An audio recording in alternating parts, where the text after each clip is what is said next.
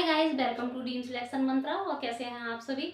और हमारी जो लिटरेरी टर्म्स की सीरीज चल रही है, चलिए उसको कंटिन्यू करते हैं। और ये एग्जाम पॉइंट ऑफ व्यू से बहुत ही इंपॉर्टेंट है, इसको बिल्कुल भी इग्नोर नहीं किया जा सकता है।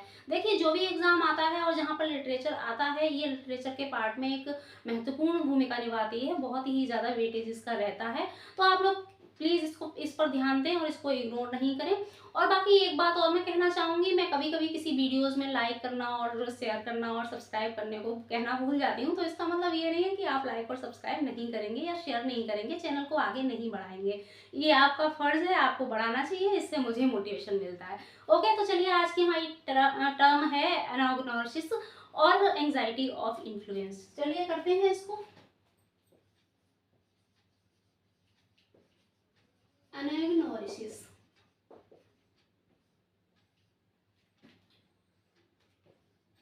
ये क्या है? अ मूवमेंट है, a movement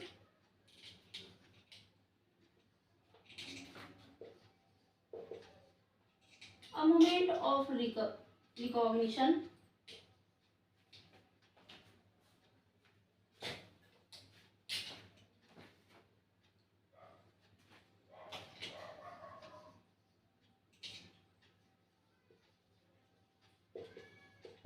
a moment of recognition or discovery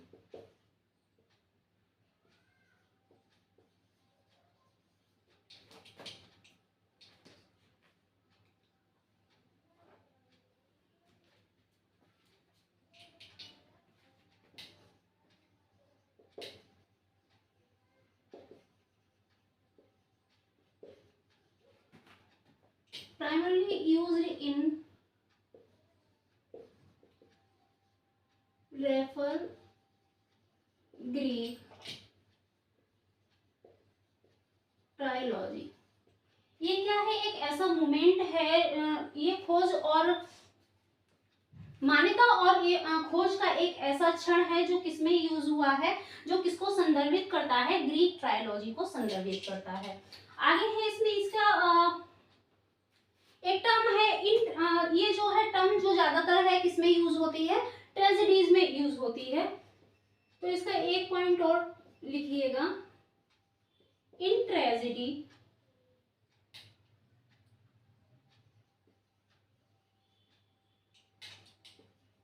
in tragedy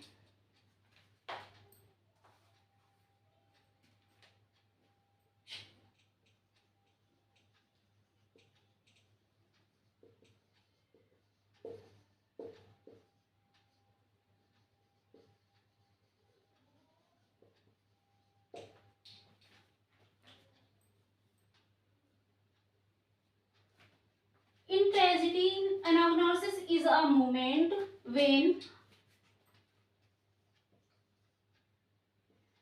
a protagonist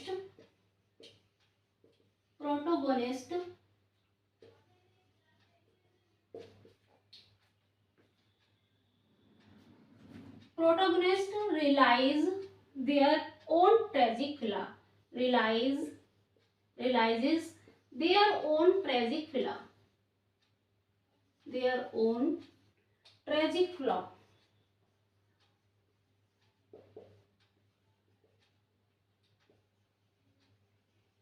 their own tragic flaw.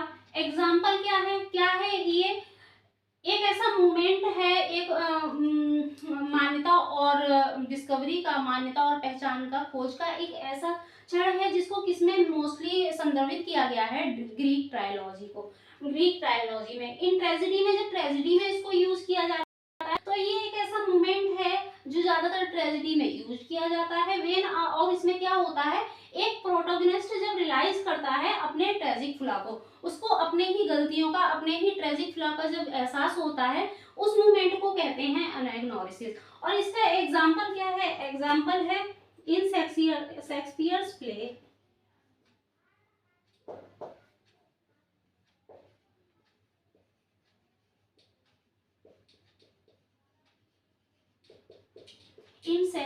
Play Othello. अब आगे की चीजों की आपको इतनी ज्यादा नीड नहीं है, तो मैं आपको एक्सप्लेन कर देती हूँ कि शेक्सपियर का एक प्लो है ओथेलो, होता है, ही किल्स डेस्डिमोना, वो डेस्डिमोना को मार देता है। और क्यों मार देता है? क्योंकि उसको लगता है कि वो उसको धोखा दे रही है। कुछ लोग कैसे होते हैं, कुछ लोग ऐसे होते हैं जो सामने वाला ब्रेन उनको चलाने की कोशिश कर रहा होता है, वो बिल्कुल वैसे ही चलते हैं और माइंड बिल्कुल भी इसमें नहीं लगाते हैं। तो इसमें जब बाद में इसको रियलाइज होता है, बाद में इसको पता चलता है कि डेस्डिमोना ऐसा कुछ नहीं कर रही थी, उसको जब सच का पता चलता है तो उसको रियलाइज होता है कि जो यागो था वो उसको मैनिपुलेट कर रहा था और उसके कहने पे वो सब कुछ करता जा रहा था। अथेलो और बाकी डेस्डिमोना की किसी भी बात का विश्वास नहीं कर रहा था। तो उसका ये ट्रेजिक फिला है और जब उसको इस मूवमेंट का मतलब इस चीज का रियलाइज होता है, दैट इज कॉल्ड एनाग्नोसिस।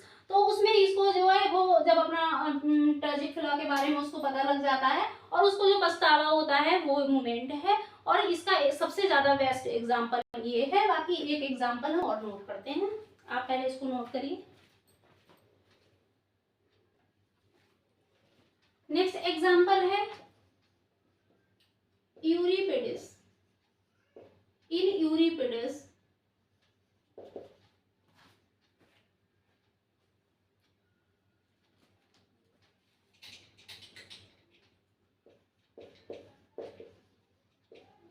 यूरिपिडिस का एग्जांपल है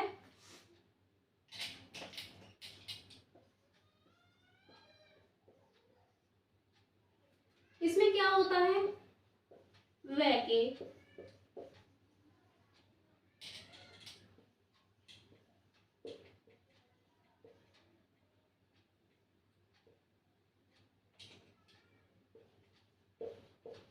realizes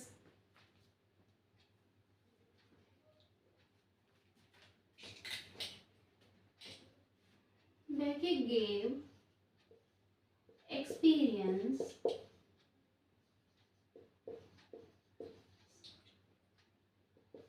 anagnosis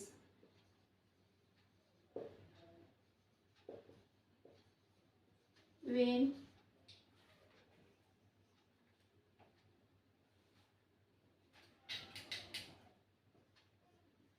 she discovers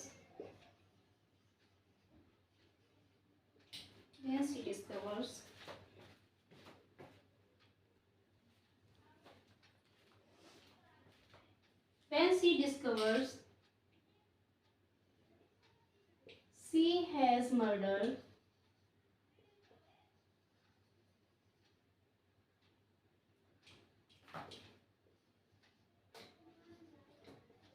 her own son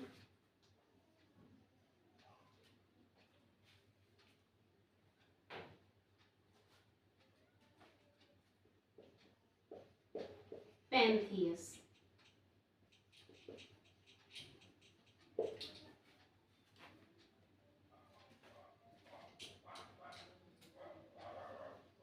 इसमें क्या होता है, बेके give experience anagnosis when she discovers she has murdered her own son Pentheus. बेके को तब अजीब अनुभव हुआ जब उसको पता चलता है कि उसने अपने ही सन का मर्डर कर दिया। अब ये उसका ट्रेजिक फिला है, यूरिपिडिस एक वर्क है जिसका ये एग्जांपल है बेके गेव एक्सपीरियंस। और वो एक्सपीरियंस क्या है कि वो अपने ही बेटे का मर्डर कर देती है। तो जब उसको ये पता चलता है तो वो शॉक्ड होता है और मतलब उसको अजीब फील होता है कि ऐसा क्यों हुआ। तो this is the term of anagnosis. I hope आपको अच्छे से समझ आ गई होगी। तो चलिए इसको स्क्रीनशॉट करिए। नेक्स्ट टर्म है anxiety of influence. Next term है anxiety of influence. Anxiety of influence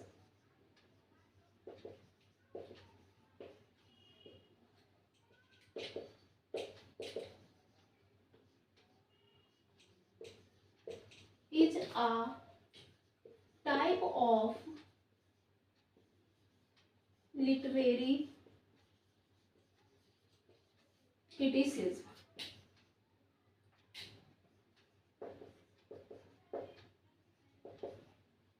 literary criticism का एक टाइप है ये, और ये दिया गया है हैरोल्ड ब्लूम द्वारा।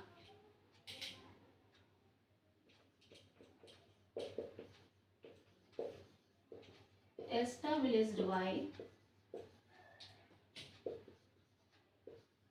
Harold Bloom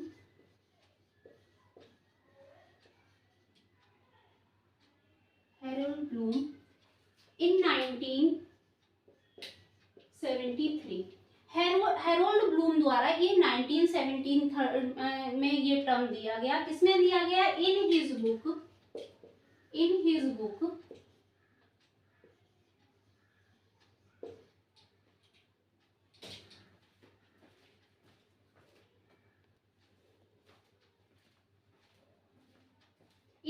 book anxiety of influence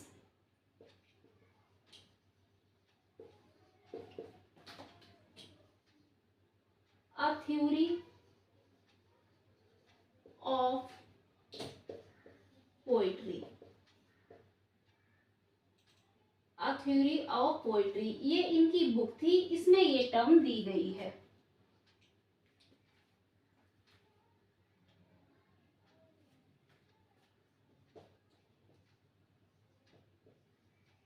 It refers to the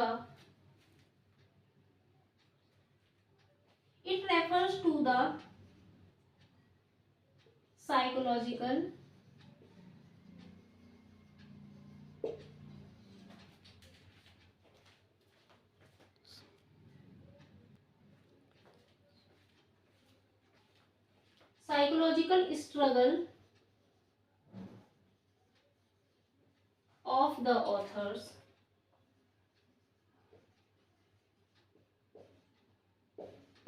to overcome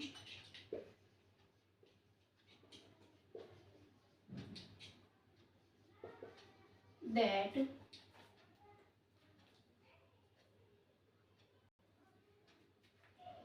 psychological struggle of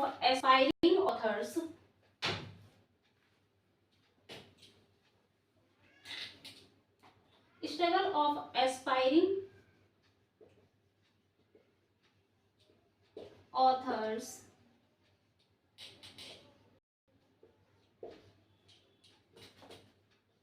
to overcome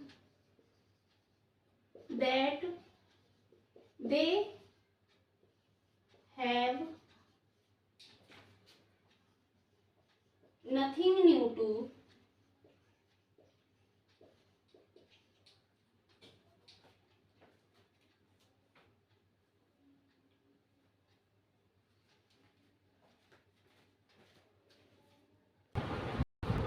It refers to the psychological struggle of aspiring authors to overcome the anxiety posed by the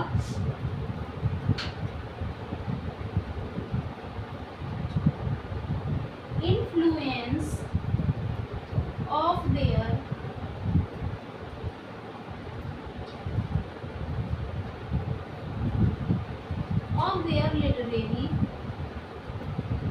literary antecedents।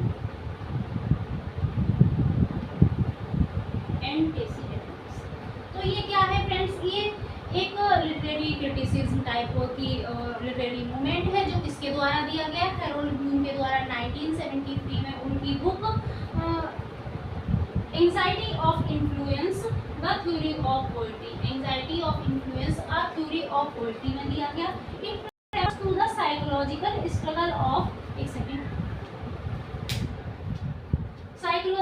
struggle of aspiring authors to overcome to anxiety posed by the influence of their literary antecedent। ये किसको refer करती है? ये ऐसे महत्वाकांक्षी लेखकों को अपने मतलब साहित्यिक पूर्वपद के प्रभाव की चिंता से मुक्त होने के लिए जो उन्होंने स्ट्रगल किया है उस स्ट्रगल को संदर्भित करता है। नेक्स्ट इसका वो है, आप स्क्रीनशॉट कीजिए।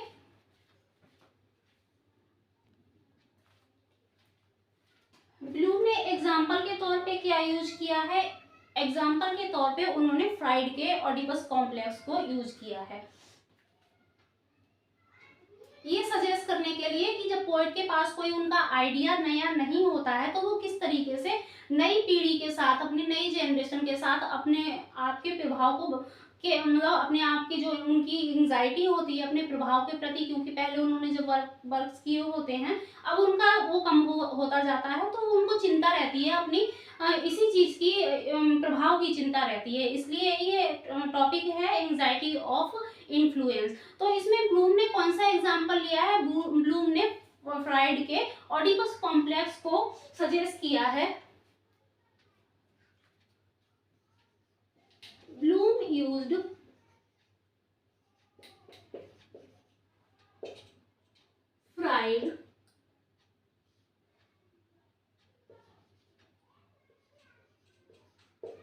Freud's Oedipus complex to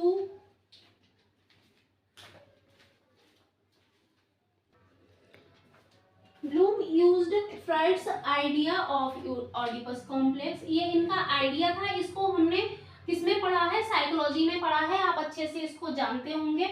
idea of Oedipus complex to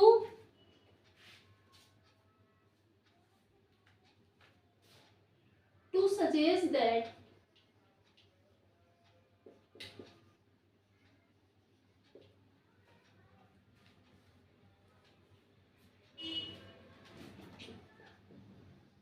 poets plagued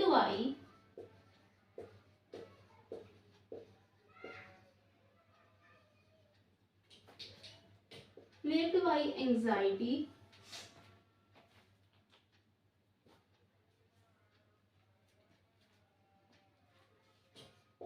that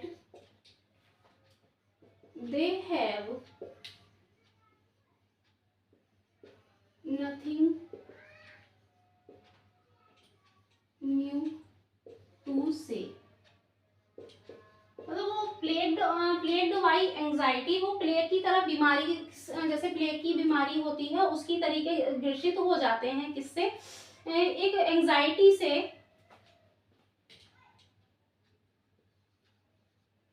जब उनके पास कुछ भी नया नहीं होता है कहने के लिए। They have nothing new to से।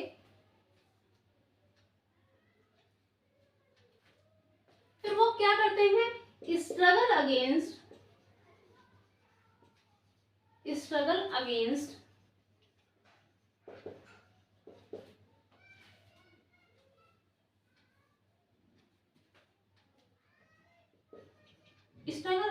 The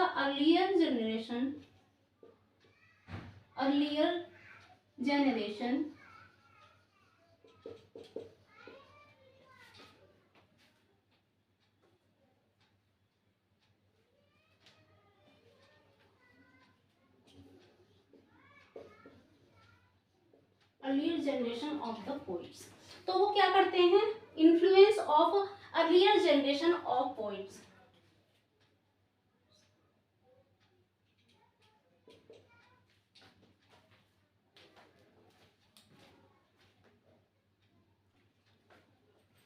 struggle against the influence of earlier generation of poets. फिर वो क्या रहता है? उनका एक स्ट्रगल रहता है। किसके अगेंस्ट रहता है? न्यू जनरेशन के प्रति अपने इन्फ्लुएंस को लेकर, अपने प्रभाव को लेकर उनका स्ट्रगल रहता है नई जनरेशन से।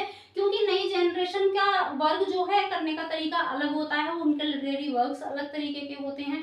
पहले क्लासिकल रहा, फिर उसके बाद रोमांटिज्म, फिर विक्टोरियन, इस टाइप से चीजें बदलती गई। तो वो उसको अपने प्रभाव की चिंता रहती है, क्योंकि अब उनके पास नए थॉट्स उनको लेना बहुत मुश्किल है और उनको इस चीज की चिंता हो जाती है। तो चलिए एक बार स्टार्टिंग से फिर से देख लेते हैं। Bloom's use Freud idea of Oedipus complex. उन्होंने आइडिया लिया किसका?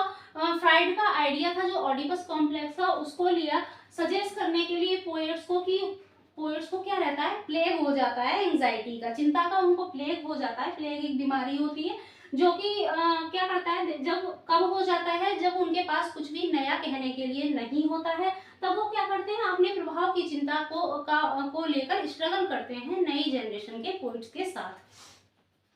तो चलिए फ्रेंड्स, ये आज की टर्म्स थी। आपको वीडियो कैसा लगा? आपको ये समझ आ गई होंगी, आई होप सो। चलिए अब वीडियो को पॉज करते हैं और thanks for watching video. Please video को आगे बढ़ाइएगा और लाइक कीजिएगा। Thank you.